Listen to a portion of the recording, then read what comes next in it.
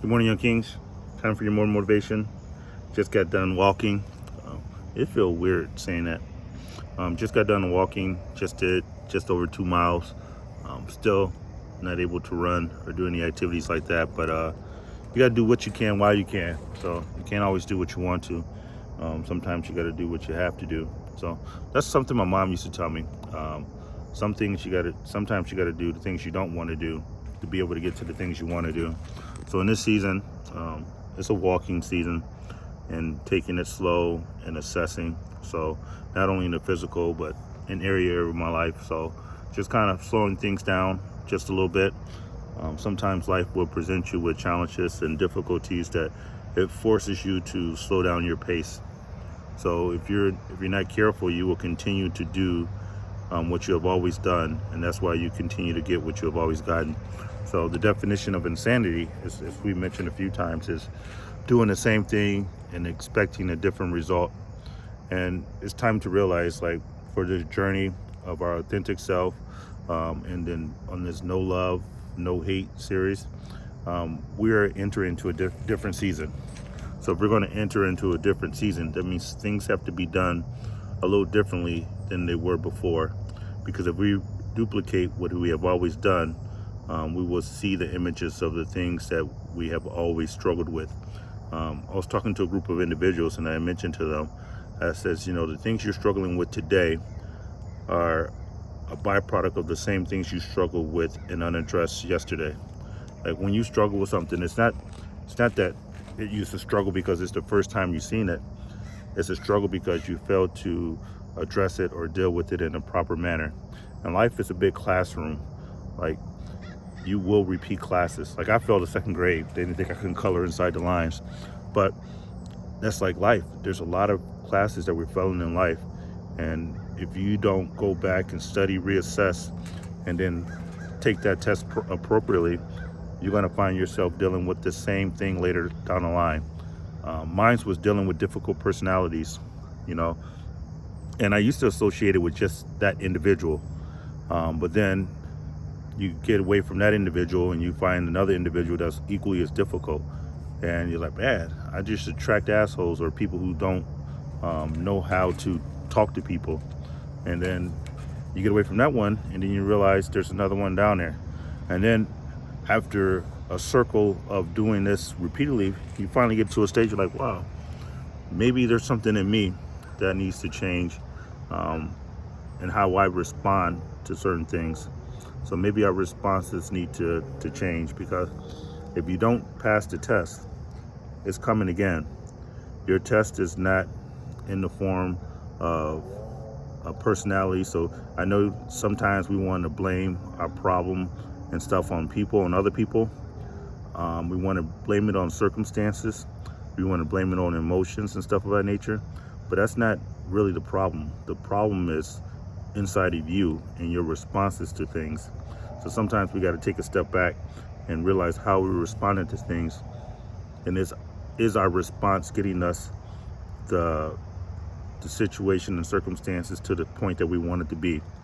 And if it's not getting it there, then you got to assess, do you need to respond that way again? So that's where that no love, no hate, and I guess another word for this would be balance.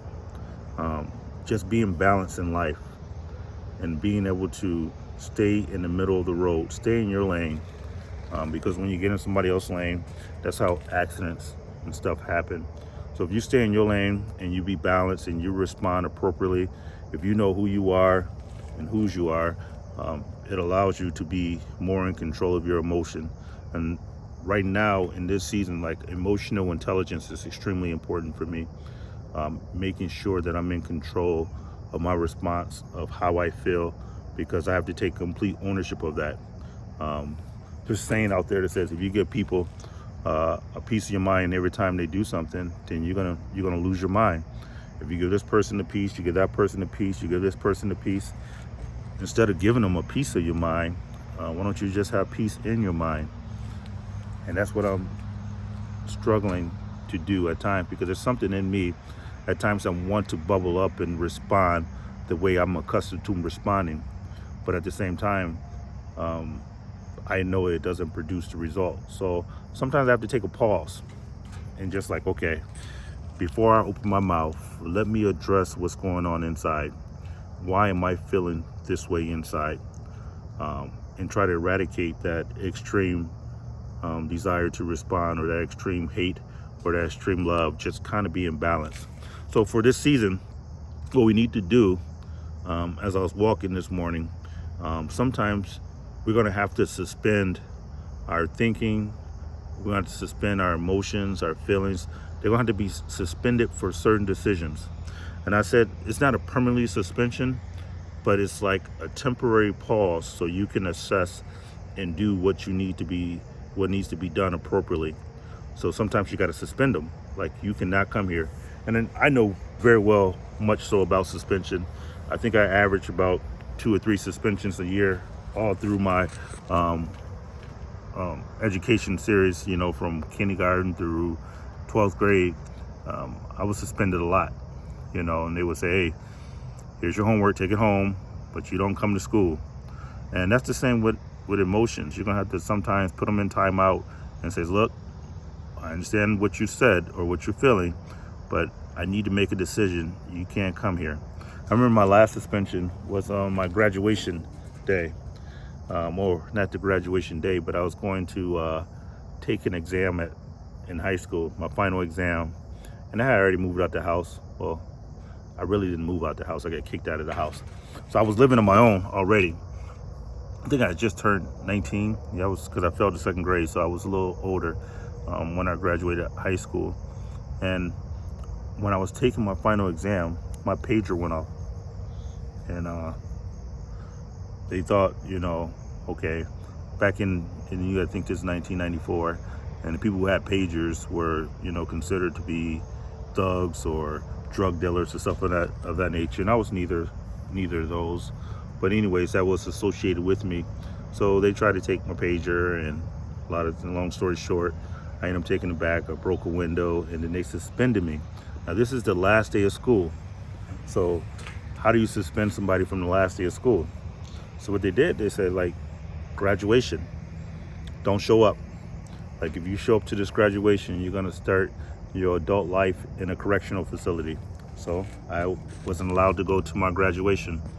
And I say that, like, some decisions that you make in life have consequences, and the consequence was a suspension. Now, had I ignored that suspension and went on to graduation and said, well, I graduated, I earned it, I worked hard for this, then I would have went there and I would have got a consequence of starting my adult life. And yeah, I'm on the phone, man. Catch you up another time. All right. So I would have started my adult life in something else. So I just lost my train of thought. But anyways, it's like, if I had, I picked it back up. But if I had pushed through that and went on through to do something else, and went up there and says, I earned it. You can't do this to me. I would have got a result that I didn't want. And I think that's the same thing that's going to happen with our feelings and our emotions, and this love and this hate. If we're not balanced in those two, then you bring those feelings and emotions into decisions they don't need to be there, and you're going to get consequences that you don't want to have. So you got to realize sometimes you got to suspend them, and it's not a bad thing. Like you said, you got to be emotionless. I mean, there's a lot of joy in life that those feelings could really benefit from. Like, if you at Cedar Point, yeah, those feelings need to be there. You need to feel that excitement and enjoyment. And if you at a wedding, yes, celebrate that moment. Feelings are there. But if you at a critical stage in your life where it's essential decisions need to be made, feelings are not necessarily the right audience that should be there. Emotions are not the right audience. Extremism, whether it be hate or love, is not the right time for those things to happen, because it could manipulate your outcome and your decision making by giving you false signals of what reality is. And that's what you need to deal with. You need to be able to deal with what reality is. Don't deal with things what you hope them to be. Don't deal with what you wish it to be, Don't fall in love with potential, what it has the potential to be. You got to start judging and assessing things for what it is. And a lot of times I've been guilty of holding on to potential. I've been guilty of things that I wanted it to be, or where I wish it to be, or that I thought it would be, instead of dealing with what it is. And that detachment from reality, it gets you into a state of expectation. So you even got to suspend your expectations of anybody outside of the person that's in the mirror. Like, it's unrealistic for you to be expecting somebody to be there for you all the time. It's unrealistic to expect somebody to treat you like you treat them. I know that's the golden rule. Treat people like you want to be treated. That is a golden rule. But there's a lot of people walking around with fool's gold. They don't treat you the same. You know, their treatment is fugazi, as they used to say. You know, if it gets wet, that gold is going to start to erode, and you're going to start seeing it's going to start turning silver and green. It's not 100. So even the expectation for somebody to treat you like you treat them, you got to even suspend that. When you do anything in this journey that we're in, we're not operating out of extremism, but we are operating from a place of abundance. Like, you're not giving out of lack. You're not getting to a point where you're giving to where it's going to be to your detriment. You're giving out of your abundance. So when you give out of your abundance, like, what people return in return, if they do, they do. But it allows and frees you from their responses to certain things. So when you learn that, you will be much better for it. I'm 45, and I'm just now getting to a point where I'm understanding. I said 45. I'm 46. I didn't shave the year off my life. 46, and realizing, like, the way I've lived my first 46 years, yeah, I was successful to an extent, but now I'm transitioning from successful to significant, and there's some things that I want to change to make my life a little more efficient. I want to gain more control over the things that I do, say, and have within my life, within the boundaries. I was listening to Nas the other day, and Nas' new album, The King's Disease 2, he made a statement on that album, and I was like, and it was just, I mean, it resonated with me. He says, outside of my kids, boundaries was the best thing I ever created. And I know we talked about boundaries before, but they really do need to be cornerstones and pillars within your life, and that will govern how everybody treats you and what people feel they can get away with. So create your boundaries, set them up, but make sure you got your boundaries set for something that's going to be beneficial to you. We're not islands. There's no love, no hate in the center of the road, the balance.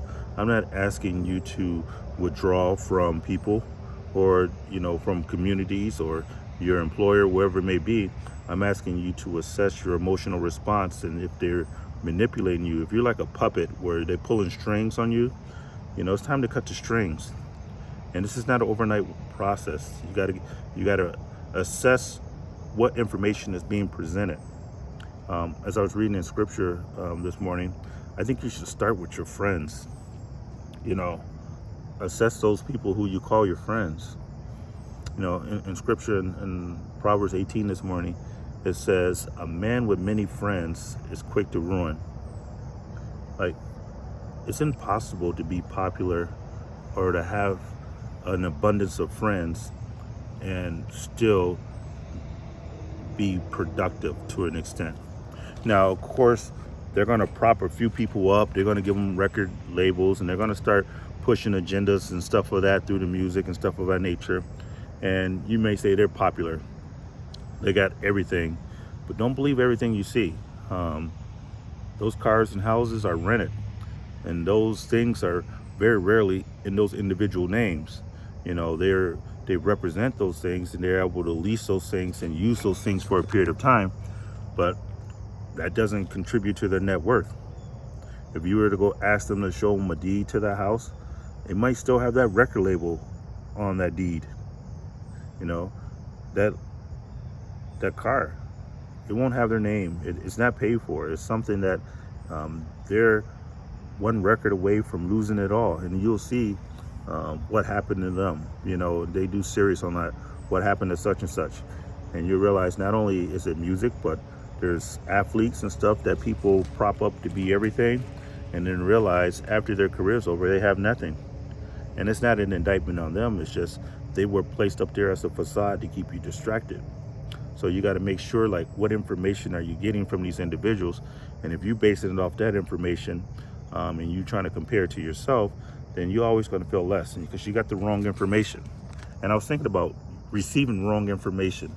Wrong information can put you at a deficit.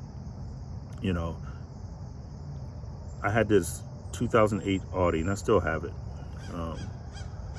And it broke down on me. Before it broke down, I had replaced the timing belt change and did some other engine work, and it was like over $2,000 that I put in this car. And it was a car that I just drove back and forth to work and stuff of that nature. But then I was going to go give it to my daughter, and it broke down again on me. And this time I had a shade tree mechanic come in, look at the car, and he said, "Oh, this is a heater core. Man, it's going to be very expensive. You're looking at $17,000 to another $2,000, to get this car fixed." And I started to make assessments and judgment off his assessment. And I was thinking, man, I just put over $2,000 in this car. I'm not about to put another $2,000 in this car. So long story short, I parked the car, and it sat for, man, a good year. And then byproduct of the divorce, it was parked at our rental price at another house that we had that my daughter's in. And byproduct of the divorce, the ex asked me to move the car off the property. And I'm thinking, man, at my house I already got, a Tahoe Jeep, and I'm still waiting for my old school to get out the shop. I don't got room at my house for it. But I decided, someone was over doing some work at the house and was talking about the Audi. He said, man, you should just take it up to the shop and see how much it's really going to be.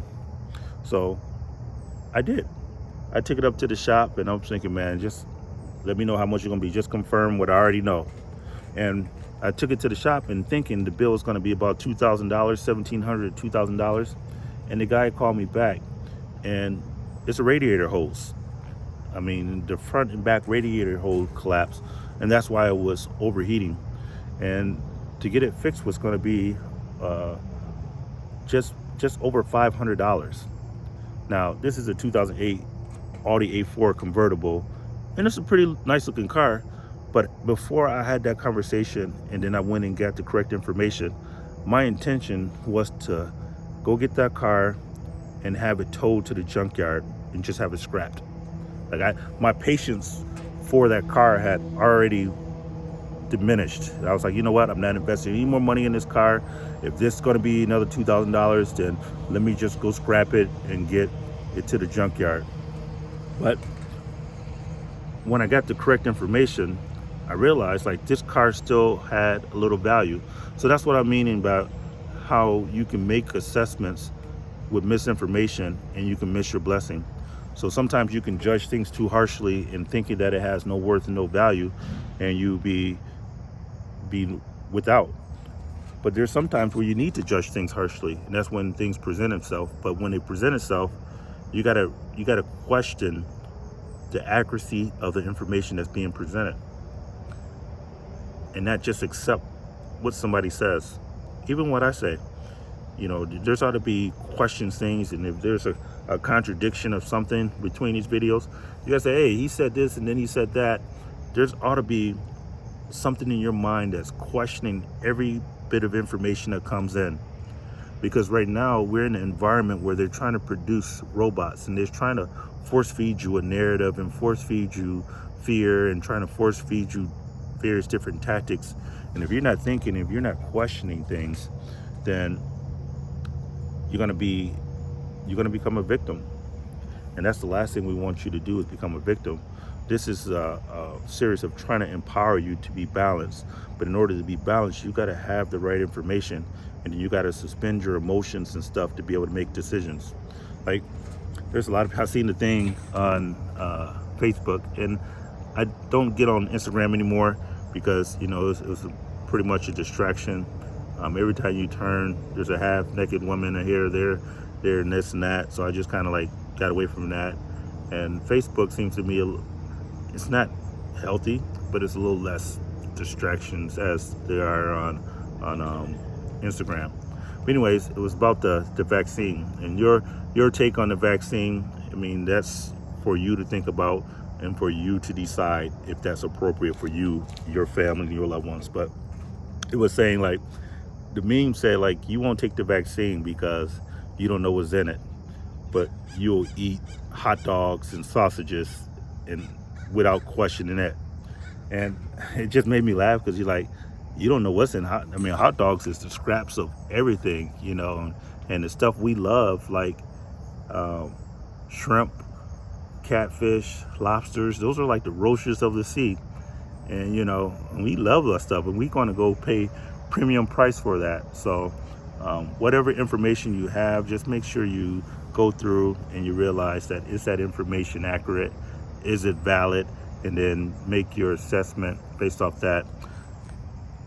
I started to learn about my decision making is that if the masses are going that way, then I probably need to question why they're going that way.